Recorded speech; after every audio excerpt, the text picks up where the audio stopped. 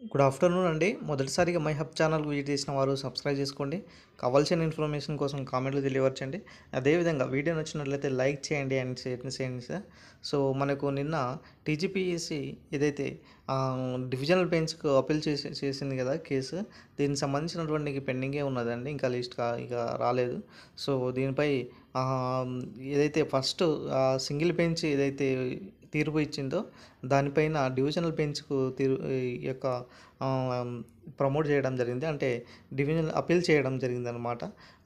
వాస్తవానికైతే single bench అయితే ఏదైతే stay అయితే ఇచ్చింది. సర్టిఫికేట్ వెరిఫికేషన్ అనేది కంటిన్యూ చేసుకోండి.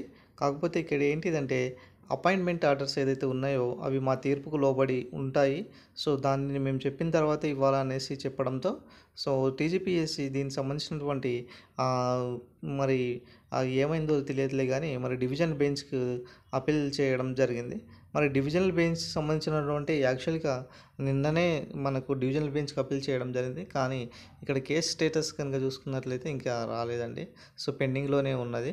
సో దీనికి సంబంధించినటువంటి రేపు గానీ, ఎల్లుండి గానీ మరి ఆహ్, ఒక ఆహ్, డేట్ ఇస్తారు. అంటే ఆ డేట్ పైన హియరింగ్ ఉంటుందనేసి మరి వచ్చిన తర్వాత ఒక వీడియో చేస్తామండి క్లారిటీగా. సో ఇంకో విషయం ఏంటిదంటే కొన్ని కేసులు అయితే హైకోర్టులో రావడం జరిగింది.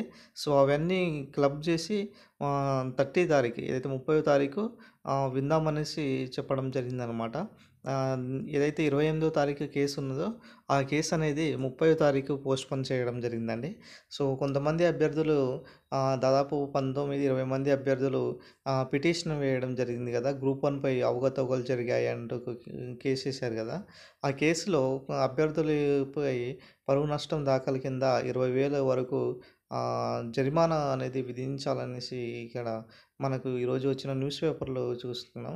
అదేవిధంగా అభ్యర్థుల సంఖ్య ఎందుకు పెరిగారనేది చాలామంది డౌట్ ఉండేదండి. సో ఆ డౌట్ కోసం ఒక క్లారిఫికేషన్ వచ్చిందనమాట. వాస్తవానికి అభ్యర్థుల సంఖ్యలో లెక్కలు మధ్య తేడాలు వచ్చాయనేసి అవి క్లియర్ అయిన తర్వాత అంటే ఓఎంఆర్‌లు అవన్నీ తర్వాత దాదాపుగా 10 మంది పెరిగారనేసి నిన్న ఒక ఆహ్, మనకు న్యూస్ పేపర్‌లో చెప్పడం జరిగిందనమాట. అంటే ఒక మిస్టేక్ వల్లనే అట్లా జరిగింది అనేసి చెప్పడం జరిగింది. కౌంటింగ్ మిస్టేక్ అనేసి.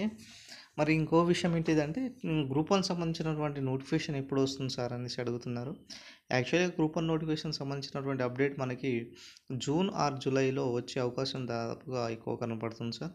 ఒకవేళ ఈ కేసు కంప్లీట్ అయిపోయిన తర్వాత మన గ్రూప్ 1 సంబంధించినటువంటి నియామకాలు చేపడతారు. నెక్స్ట్ గ్రూప్ 2 అండ్ గ్రూప్ 3 సంబంధించినటువంటి పోస్టింగ్ ఆర్డర్ ఇచ్చిన తర్వాత మనకు ఆహ్, త్వరగా జాబ్ క్యాలెండర్ ఇచ్చే అవకాశం ఎక్కువగా కనబడేటటువంటి సూచనలైతే ఎక్కువ కనబడుతుందనమాట. మొత్తానికైతే మనకు జాబ్ క్యాలెండర్ అనేది ఏదైతే జూన్, జూలై అంటున్నారో సో ఖచ్చితంగా అయితే ఉంటుందండి. సో ఫస్ట్ నోటిఫికేషనే గ్రూప్ 1 ఉంది. కాకపోతే ఇంకో విషయం ఏంటిదంటే సిలబస్‌లో మార్పులు చేయాలనేసి ఒక కమిటీ అయితే వేయడం జరిగింది. ఈ కమిటీ ఇచ్చినటువంటి తీర్పుకు అనుగుణంగా సిలబస్‌లో మార్పులు చేస్తే కొన్ని మార్పులు, చేర్పులు ఉంటాయి.